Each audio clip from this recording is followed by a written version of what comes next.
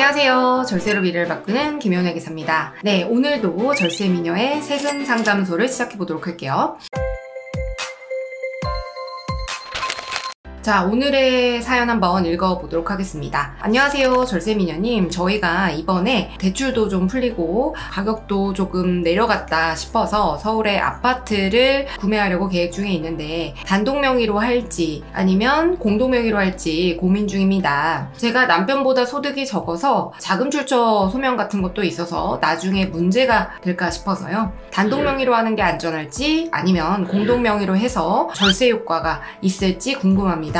대출이자 감당이 어려워서 사는 게 맞을지도 고민이네요 라고 이렇게 사연을 주셨습니다. 사연자분 상황을 보면 주택의 구매 자금이 16억 정도 되시고요. 대출은 10억 원, 그리고 자기 자금은 6억 원에 해당이 되네요. 이 아파트 구매와 관련해서 이제 고민이신 사연이네요. 부동산 열기가 조금씩 살아나고 있는 것 같은데요. 저도 이제 시간 날 때마다 이제 부동산에 다니기도 하고 하는데 요즘 열기가 만만치 않더라고요. 그래서 결론부터 말씀드리면 무조건 공동 명의로 하셔야 돼요. 우선 이제 구매하려고 하는 주택이 16억이고 만약에 5년 뒤에 이걸 25억에 매도한다라고 제가 한번 가정을 해서 양도세를 계산해 봤습니다. 자, 그러면 다음과 같은데 일단 이제 비과세 여부는 따지지 않고 비교했을 때 공동 명의 후에 5년 뒤에 일반 세율 양도할 때 3,300 정도가 세금이 절세되는 그런 효과가 있죠. 자, 세금은 왜 그러냐 하면은 항상 말씀을 드리지만 이게 기간을 쪼개고 사람을 나누어서 소득을 분산하면 할수록 무조건 유리할 수밖에 없습니다. 이게 바로 누진세율 구조 때문인데요. 단독 명의로 할 경우에는 세율이 40% 구간이 적용이 되지만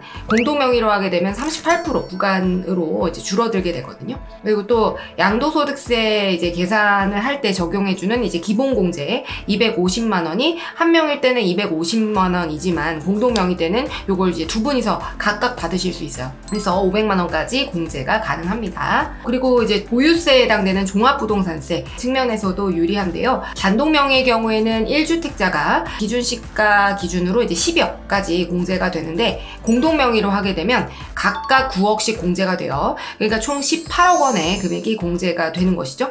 따라서 이제 기준시가가 18억 원까지는 이걸 시가로 보면은 25억 정도 하는 부동산이거든요. 그때까지는 종부세를 한 푼도 내지 않을 수 있습니다. 따라서 이제 구매 단계부터 이렇게 절세를 고려하셔서 전략적인 접근이 필요하다라고 생각이 되고요. 그리고 이제 아내분께서 자금 출처가 고민이 된다 이렇게 말씀을 하셨는데 남편이 아내한테 증여하는 금액은 6억 원까지는 세금이 부과가 되지 않습니다. 따라서 현재 대출이 10억이고 자기 자금 조달액이 6억이잖아요.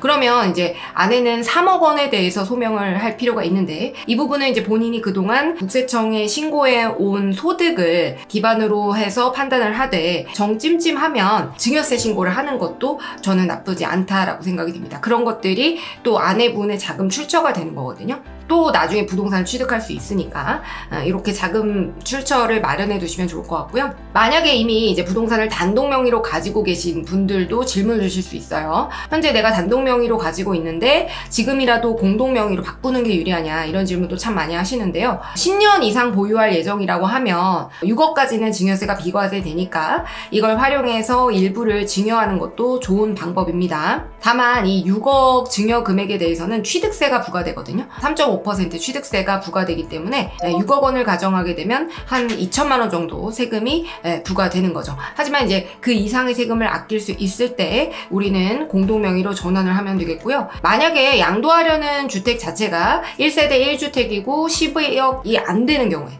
그리고 양도차익이 없는 경우죠. 내가 거의 양도차익이 많지 않을 거라고 생각이 되면 굳이 이렇게 취득세 2천만 원을 내면서 증여를 하는 게 불리한 경우도 있을 수 있어요. 그래서 이 부분은 이제 직접 자기가 처한 상황에 따라서 달라진다라고 할 수 있어요. 주택의 보유 현황이나 1세대 1주택이나 양도차익이 있는지 없는지 이런 것들을 이제 전반적으로 고려해야 됩니다. 그래서 단독 명의를 공동 명의로 전환을 하는 경우는 결론적으로 말씀드리면 1세대 1주택이면서 주택의 양도가액 자체가 12억을 초과하는 경우로서 또 양도차익이 또 많은 경우 이런 경우에 유리해요. 그리고 제가 10년 이상 보유 예정이시면 이런 단서를 말씀드렸었잖아요. 그게 왜 그러냐면 이렇게 이제 양도세를 줄이기 위해서 배우자한테 증여한 뒤에 10년 이내에 양도를 하게 되면 조세 회피 목적이 있다라고 보기 때문에 증여 단계를 무시하고 남편이 직접 양도한 걸로 보는 규정이 있습니다. 그래서 이게 배우자 2월 가세 규정이 있기 때문에 앞으로 이제 10년 이상 보유할 주택의 경우에는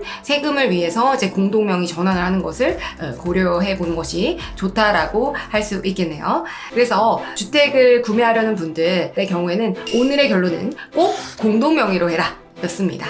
그럼 저는 이만 다음 사연에서 찾아뵙도록 할게요. 감사합니다. 안녕.